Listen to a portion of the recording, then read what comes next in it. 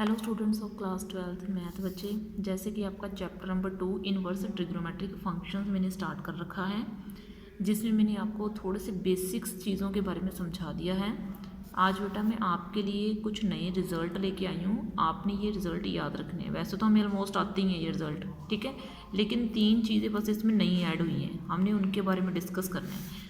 जैसे कि आपको पता है, मैंने ट्रिग्नोमेट्री आपको करवाई हुई है कि sine inverse of minus x हो, अगर साइन के पास माइनस हो तो उसको माइनस को एक्सेप्ट करना पड़ता है, यानी कि माइनस साइन इनवर्स एक्स हो जाता है।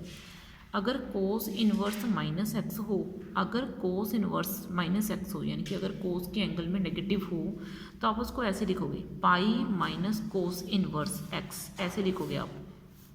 अगर आपका सीकेंट इनवर्स माइनस एक्स है, अगर कितना है आपका सीकेंट इनवर्स माइनस एक्स है, तो आप इसको कैसे लिखोगे pi minus secant inverse x, first mean result and second mean result. अगर आपका कोसीकेंट इनवर्स माइनस एक्स है, ठीक है, तो ये क्या बन जाएगा आपका माइनस कोसीकेंट इनवर्स एक्स बन जाएगा आपका, ठीक है। अगर कोट इनवर्स माइनस एक्स है, कोट के साथ भी अगर कोट के पास भी नेगेटिव का है, तो ये क्या बन जाएगा pi minus cot inverse x आपका बन जाना है। अगर आपका टेन इनवर्स माइनस एक्स है, तो ये क्या आ जाएगा माइनस टेन इनवर्स एक्स। आपके पास ये 3 रिजल्ट नहीं है कि हमने कोस सीकेंट और कोट फंक्शन के लिए वर्क कैसे करना है। जैसे मैंने ना आपका एक क्वेश्चन उठा लिया, क्वेश्चन क्या है आपका tan inverse root 3 minus secant inverse minus 2, मुझे इसका आंसर निकाल के बताओ, ठीक है। तो हम कैसे निकालेंगे, इसने बोला कि मुझे इसका आंसर निकाल के बताओ, तो हम इसका आंसर कैसे निकालेंगे, वही देखो। टेन इनवर्स रूट 3, पहले मैं इनको 2 में डिवाइड कर रही हूँ, इसको अलग फंक्शन मान रही हूँ और इसको अलग फंक्शन मान रही हूँ। तो मैंने टेन इनवर्स रूट 3 आया उठाया और इसको वाई के इक्वल ले लिया, ठीक है। मैंने क्या करा, टेन इनवर्स रूट 3 उठाया, इसको y के इक्वल ले लिया, ठीक है। और आपका जो y है यानी कि वो रेंज फंक्शन है, और आपको पता होना चाहिए कि tan की रेंज कहाँ तक जा सकती है। तो tan की रेंज -π/2 से π/2 के बीच में जा सकती है, यानी कि y का आंसर -90 डिग्री टू 90 डिग्री के बीच में आना चाहिए। तो रूट 3 मैंने इधर रखा और ये tan को विदाउट इनवर्स बनाने के लिए मैंने उधर ले गई, तो ये इधर tan y बन जाएगा। इधर tan इनवर्स है ना, तो उधर सिंपल tan y बन जाएगा। और रूट 3 कितने डिग्री के ऊपर होता है, tan 60 डिग्री के ऊपर रूट 3 होता है, तो tan π/3 is equal to tan y। तो देखो बेटा, tan से tan कैंसिल हो गया, तो π/3 इज इक्वल टू y। तो इसका आंसर फर्स्ट वाले का मेरे पास कितना आ गया, π/3 आ गया, ठीक है। जो हमारा मेन ऑब्जेक्टिव है इस क्वेश्चन को करवाने का, वो क्या है, सीकेंट इनवर्स -2 की मुझे सीकेंट इनवर्स -2 को कैसे सॉल्व करना है, ठीक है। आपने बस इसको सीखना है, इसका आंसर मैं सीधा नहीं निकाल सकती। आप क्या करोगे, सीकेंट इनवर्स माइनस पाई जो है, ठीक है, सीकेंट इनवर्स इसको आप लिखोगे पाई माइनस सीकेंट इनवर्स 2, क्या लिखोगे, पाई माइनस सीकेंट इनवर्स 2 लिखोगे, ठीक है। आपने ये चीज़ को ध्यान रखना है, आपने सीकेंट इनवर्स -2 हो, क्योंकि ये मैंने आपको रिजल्ट करवाया है कि अगर सीकेंट इनवर्स -x हो, तो आप इसको कैसे लिखोगे, pi minus secant inverse x लिखोगे। तो सीकेंट इनवर्स -2 है, तो आप इसको कैसे लिखोगे, पाई माइनस सीकेंट इनवर्स 2 लिखोगे, ठीक है। तो pi minus secant inverse 2, secant कितने डिग्री के ऊपर 2 होता है, ठीक है। तो सीकेंट इनवर्स यहाँ पे डाल देना, यहाँ पे डाल देना है। आपने क्या करना है, इसको सॉल्व करने का ये फंडा है।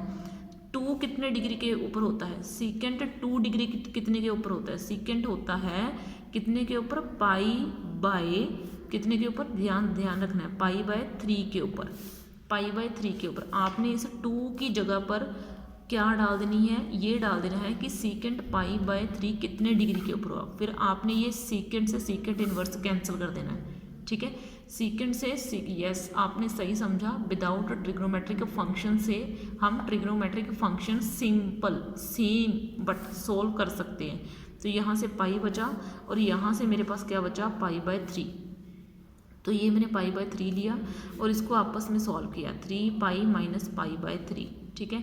तो ये मेरा कितना आ जाएगा, 2 π/3 आ जाएगा, ठीक है। तो ये मेरा हो गया इसका आंसर, ठीक है।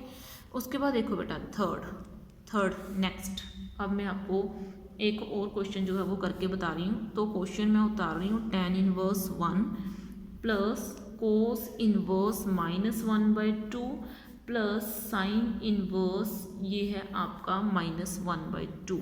ठीक है, तो ये मैंने कर दिया। अब मैं तीनों को आपको अलग अलग सॉल्व करके बता रही हूँ। ठीक है, पहले मैं इसको सॉल्व करूँगी।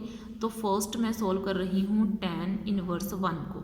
ठीक है, तो tan इनवर्स 1 को आपने क्या ले लेना है, y के इक्वल ले लेना है। ठीक है, y के इक्वल लिया। अब y जो है tan की डोमेन क्या है, -π/2 से लेके π/2 के बीच में इसकी डोमेन रहनी चाहिए। ठीक है, y आपका -90 डिग्री टू 90 डिग्री रहना चाहिए। तो 1 यहाँ पे रखा और tan उधर जो है विदाउट इन्वर्स चले गए। तो मैं tan 1 का क्या डाल सकती हूँ, tan 45 degree is equal to tan y। ठीक है, तो tan से tan कैंसल, तो π/4 जो है वो क्या आ जाएगा इसका आंसर। तो फर्स्ट वाले का आंसर मेरे पास कितना आ गया, π/4। ठीक है, तो ये मेरा फर्स्ट आंसर आ गया मेरे पास। उसके बाद सेकंड फंक्शन उठाऊंगी मैं। अब मैं सेकंड को सॉल्व कर रही हूँ, यानी कि कोस इनवर्स -1/2 इसको सॉल्व करके बताऊंगी अब मैं आपको। कोस इनवर्स -1/2 को अब मैं आपको सॉल्व करके बता रही हूँ कि आपने इसको कैसे सॉल्व करना है। तो कोस इनवर्स -1 के लिए भी आपका वही फॉर्मूला लगेगा। पहले आप इसको पाई माइनस कोस ऑफ 1/2 डाल दोगे, क्योंकि अगर आपके पास कोस इनवर्स -x है तो आप इसको पाई माइनस कोस जो है आपका x वो लिख सकते हो आप। ठीक है, तो ये क्या बन जाएगा, पाई माइनस कोस ऑफ 1/2। ठीक है, सॉरी यहाँ पे इनवर्स है तो ये मैंने डाल दिया। उसके बाद ये क्या बन जाएगा, पाई माइनस कोस इनवर्स 1/2। ठीक है, तो ये क्या बन जाएगा आगे मेरा। नेक्स्ट इस चीज़ के लिए ज़रा ध्यान रखो, मैंने इसके आगे कोस डाल देना है। ठीक है, ये ब्रेक करने का फंडा है कि आप इसको कैसे ब्रेक करोगे। अगर आप ये ऐसे नहीं ना ब्रेक करना चाहते तो पाई को वैसे ही पड़ा रहने देना माइनस, फिर कोस इनवर्स 1/2 को ब्रेक कर देना। तो कोस इनवर्स तो वैसे ही रह गया। अगर आपका कोस 1/2 कितने डिग्री के ऊपर होता है तो वो होता है π/3 के ऊपर। तो आपने 1/2 इस ब्रैकेट के अंदर वैल्यू डाल देनी है कि 1/2 कितने के ऊपर होगा भाई। तो 1/2 π/3 यानी कि 60 डिग्री के ऊपर होगा। तो कोस से कोस इनवर्स कैंसिल हो जाएगा, तो ये आपका पाई माइनस π/3 आ जाएगा और ये आपका आंसर आ जाएगा 2π/3। तो ये इस तरीके से मैंने कोस का नेगेटिव जो है वो सॉल्व करके बताया आपको। अब है आपका अगर साइन में नेगेटिव आ जाए, तो साइन में नेगेटिव आ जाए तो कोई प्रॉब्लम ही नहीं है, फिर आपने सीधा फंक्शन को सॉल्व करना है। साइन के लिए कोई बड़ी बात नहीं है, क्यों, क्योंकि साइन के लिए रिजल्ट है कि माइनस आ जाए तो वो माइनस एडजस्ट हो जाएगा, साइन को किसी भी तरह का कोई बैड इफेक्ट नहीं पड़ेगा। ठीक है, तो बस आपने -1/2 इधर रखना है, ये साइन y उधर बन जाएंगे और ये आपका बन जाएगा साइन कितना -π/6 which is equal to sine y। तो ये कट हो गया, -π/6 इसका आंसर आ गया। बस ये है देखना आप कि आपका आंसर ना डोमेन के बीच में रहना चाहिए, रेंज के बीच में, उससे बाहर ना चला जाए। अगर बाहर गया तो आपके लिए ये एक बहुत बड़ी प्रॉब्लम क्रिएट कर सकता है। ठीक है, तो ये मेरा क्या आ गया, थर्ड आ गया। ठीक है, अब उसके बाद देखो मुझे क्या करना है, अब मुझे तीनों का ऐड चाहिए। तो ऐड कर देना क्या, 1 को 2 को एंड 3 को, तीनों को ऐड कर देना आप। ठीक है, तो जो मैंने 1 को ऐड करा तो 1 का कितना आया है 2π/3। सेकंड का उठाओ, उसका भी कितना है, सॉरी बेटा 1 का ये ऊपर वाले क्वेश्चन का है, ये रहा इसका π/4 फर्स्ट का, सेकंड का 2π/3। पहले मैं इन दोनों को उठा लूँ। ठीक है, π/4 प्लस 2π/3 और थर्ड का आंसर क्या है -π/6। ठीक है, अगर एलसीएम लेना आता है तो सीधा ले लेना, अगर सीधा नहीं लेना आता तो फिर आपको इसमें प्रॉब्लम आने वाली है। तो 1/2 3π प्लस 8π - 2π ये इसका आने वाला है। This is 9π/12। आप इसको कट कर सकते हो, 3 3 9 3/4π।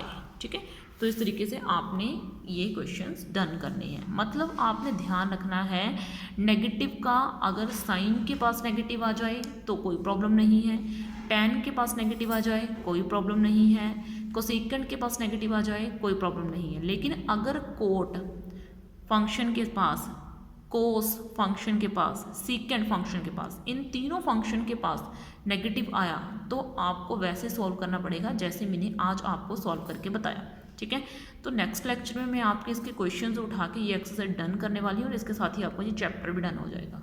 ओके बेटा, थैंक यू।